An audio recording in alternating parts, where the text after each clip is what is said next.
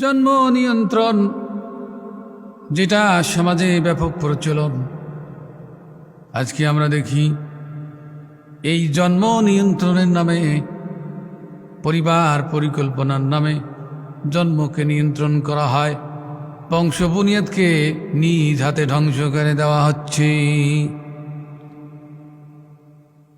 আরবিতে বলে তাওলীদ ও দাফত, জন্ম নিয়ন্ত্রণ, অর্থাৎ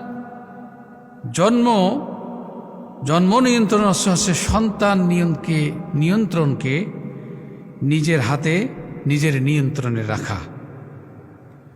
এই জন্ম নিয়ন্ত্রণ সমাজ আজ মারাত্মক ব্যাধিতে রূপান্তরিত হয়েছে। জন্ম নিয়ন্ত্রণের নামে, সুখী সংসারের নামে পরিকল্পিতভাবে গর্ভস্থ সন্তানগুলোকে হত্যা করে দেওয়া হয়েছে। আসুন আমরা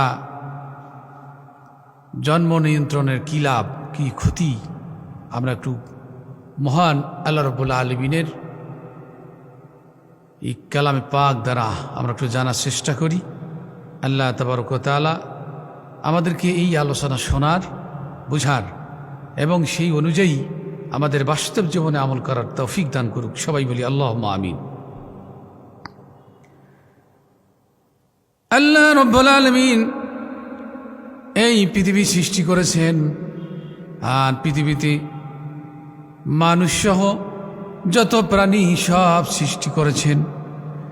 সব সৃষ্টি কি খাবে তিনি সেটাও ব্যবস্থা করে দিয়েছেন। কোরআনুল কারীমের 11 নম্বর সূরা সূরা হুদের 6 নম্বর আয়াতে এমন আল্লাহ তাআলা ইরশাদ করেছেন, ওয়ামা মিন দাব্বাতিন ফিল আরদি ইল্লা আলাল্লাহি রিজকুহা। পৃথিবীতে বিচারণশীল এমন কোন প্রাণী নেই যেই প্রাণী রিজিকের ব্যবস্থা আমার আল্লাহ রাব্বুল আলামিন করেন না। ওয়ায়ালামু মুস্তাকাররাহা, তিনি জানেন এই প্রাণীগুলো কোথায় অবস্থান করে, আবার কোথায় সংমিশ্রণ করে, কোথায় মিলিত হয়। ওয়ামাস্তাওদাআহা, তিনি সেটাই জানেন। ওয়াকুল্লুন ফি কিতাবিম মুবিন। আল্লাহু আকবার। সমস্ত কিছু বর্ণনা একটি সুস্পষ্ট সুনির্দিষ্ট কিতাবের মধ্যে লিপিবদ্ধ করে রেখেছি। আল্লাহ রাব্বুল আলামিন জানিয়ে দিলেন পৃথিবীতে এমন কোনো বিচারণশীল প্রাণী নেই যার রিজিক আমার আল্লাহ রাব্বুল আলামিন দেন না। তাহলে কি কারণে আপনি আপনার গর্ভস্থ সন্তানকে হত্যা করেন? কিসের পরিবার পরিকল্পনা আপনি করেন? পরিবার পরিকল্পনার নামে, এই সুখী সংসারের নামে গর্ভস্থ সন্তানকে আপনি হত্যা করছেন। আপনি আল্লাহ রাব্বুল আলামিনের আদালতে কি জবাব দিবেন? আল্লাহ রাব্বুল আলামিন কুরআনুল কারীমের সূরা হিজরের 20 এবং 21 নম্বরে ইরশাদ করেছেন, ওয়াজআলনাহা লাকুম ফীহা মাআইশ। আমি আল্লাহ তোমাদের জন্য রিজিকের সংস্থান করেছি। বিভিন্ন জায়গায় তোমাদের জন্য আমি রিজিকের ফয়সালা দিয়েছি, রিজিকের ব্যবস্থা করে রেখেছি। কি খাবে? জমিনে উৎপাদিত ফসল, জমিন থেকে আমি ফলমূলের গাছগাছরা তৈরি করেছি। বিভিন্ন জায়গায় আমি আল্লাহ রাব্বুল আলামিন তোমাদের জন্য রিজিকের সংস্থান করেছি। ওয়ামাল্লাস্তুম লাহু বিরাজিকিন। শুধু তাই না, যে সমস্ত প্রাণীগুলো তোমাদের খেদমতে ব্যস্ত, সৃষ্টি জগতের বৈচিত্র্যময় সৃষ্টি জগতের সৌন্দর্য, যাদের রিজিক তোমরা দিতে পারো না, আমি আল্লাহ রাব্বুল আলামিন সেগুলোর রিজিক তৈরি করে রেখেছি। ওয়াইম মিন শাইইন ইল্লা ইনদানা কাযাইনুহু ওয়ামা নুনাজ্জিলুহু ইল্লা বিকদারিন মা'লুম। আল্লাহু আকবার। এমন কোনো ভান্ডার, এমন কোনো বিষয়ের ভান্ডার নাই যেটা আমার কাছে জমা নাই। তার মানে আমি আল্লাহ আমার দরবারে সমস্ত বিষয়ের ভান্ডারগুলো সংরক্ষণ করে রেখেছি, এবং আমি পর্যায়ক্রমে পরিকল্পিতভাবে বিভিন্ন সময় আমি তোমাদের উপরে রিজিক নাজিল করি। আল্লাহ রাব্বুল আলামিন সূরা আনকাবুতের ৬০ নম্বর আয়াতে ইরশাদ করেছেন, ওয়াকাইয়্যিম মিন দাব্বাতিন লা তাহমিলু রিজকাহা। এমন অনেক প্রাণী আছে যেই প্রাণীগুলো তাদের সঙ্গে খাদ্য বহন করে না। যেমন পাখি, পাখি সকালবেলা উঠে খালি পেটে তার বাসা থেকে বেরিয়ে যায়, সারাদিন ঘোরাফেরি করে আল্লাহ তাআলার জমিনে রিজিক গ্রহণ করে, পরন্ত বিকালবেলায় পরন্ত বিকালে ভর পেটে তার বাসায় ফিরে আসে। বলেন তো এই রিজিক কে দিয়েছেন? আমার আল্লাহ। আল্লাহু ইয়ারযুকুহা ওয়া ইয়াকুম, আমার আল্লাহ তাদেরকে এবং তোমাদেরকে রিজিক দেন। ওয়া হুয়াস সামিউল আলিম। আল্লাহু আকবার।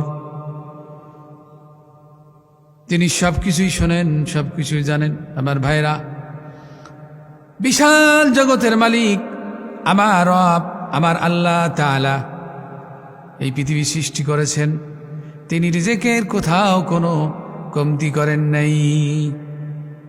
তাহলে যেই প্রাণীগুলো, যাদের কোনো কলকারখানা নাই, যাদের কোনো ইন্ডাস্ট্রিজ নাই, যাদের কোনো ব্যবসা প্রতিষ্ঠান নাই, যাদের কোনো চাকরি বাকরি নাই, যারা কোনো জমিনে কোনো ফসল ফলান না, এই সমস্ত প্রাণী রিজিক আমার আল্লাহ রাব্বুল আলামিন সুন্দরভাবে দেন। বলি সুবহানাল্লাহ।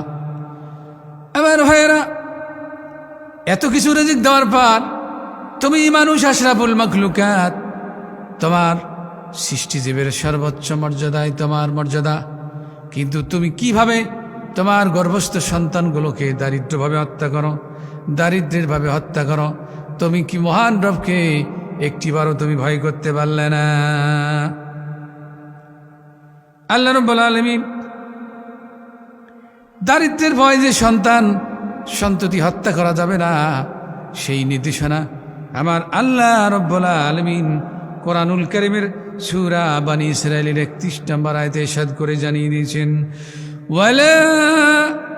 ওয়ালা তাকতুলু আওলাদাকুম খাশিয়াতা ইমলাক নাহনু নারযুকুহুম ওয়া ইয়্যাকুম ইন্না কাতলাহুম কানা কিতাআন কাবীরা। আল্লাহু আকবার।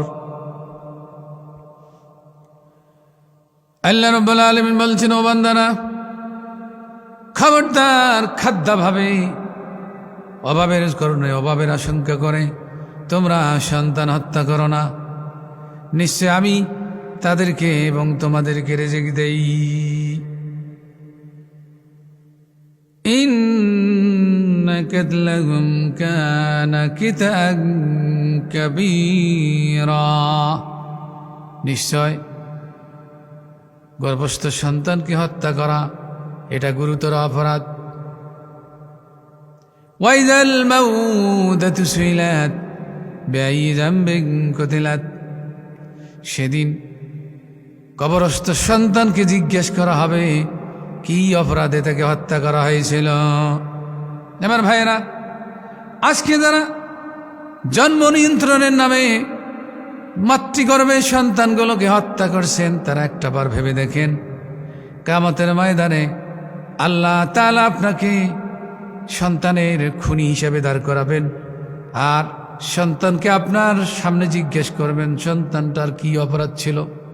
সন্তানকে যখন জিজ্ঞেস করা হবে, সন্তান বলবে, আমি তো গর্ভে ছিলাম, কিন্তু আমি জানি না আমার কি অপরাধ। সরিষা দানার চেয়েও অনুপরিমাণ জিনিসের কোনো আমল আল্লাহ তাআলার দরবারে গোপন থাকবে না। তাহলে আপনি মানুষ, আপনি শিক্ষা দীক্ষা গ্রহণ করে, আপনি বুদ্ধি বিবেক জ্ঞান অর্জন করে আপনি সমাজে ইনকাম সোর্সের সঙ্গে জড়িত, চাকরি বাকরির সঙ্গে জড়িত, রুজি রোজগারের সঙ্গে জড়িত। আপনি কিসের খাদ্যাভাবে সন্তান হত্যা করেন, কিসের আপনি সুখী সংসারের নামে মরিবার পরিকল্পনা গ্রহণ করেন। এইভাবে যদি চলতে থাকে বংশ নিধন হয়ে যাবে। এক সময় আপনার বংশে, আপনার পরবর্তী প্রজন্ম, আপনার মৃত্যুর পর আপনাকে স্মরণ করার মতো আর কেউ থাকবে না। সবচেয়ে হতভাগা যারা সন্তান হত্যা করে। জনাবে রাসূলুল্লাহ সাল্লাল্লাহু আলাইহি ওয়াসাল্লাম বলেছেন, জাওয়াজুল উদুদ আল-লুদা ফাইন্নী মুকাসিরু বিকুল উমাম। তোমরা সেই নারীকে বিবাহ করো যেই নারী প্রেমময়ী, অধিক সন্তান গর্ভে ধারণ করতে সক্ষম। তোমরা সেই নারীকে বিবাহ করো। কিয়ামতের দিন আমি আমার উম্মতকে নিয়ে অন্যান্য নবীগণের সামনে আমি গর্ব করব। আমার উম্মতের পরিমাণ কত বেশি, বলেন সুবহানাল্লাহ। আমরা আমাদের চোখের সামনে দেখেছি আমাদের পূর্বপুরুষ, আমাদের বাবা মা দাদা দাদি, তাদেরকে দেখেছি তাদের অধিক সন্তান ছিল, তারা কখনো অসুস্থ হন নাই, তাদের কখনো সিজার করতে হয় নাই। আর এখন মানুষ শিক্ষিত, তখন এত শিক্ষা দীক্ষা ছিল না, তখন মানুষের এত সম্পদ ছিল না, কিন্তু তখন তাদের নীতি নৈতিকতা ছিল।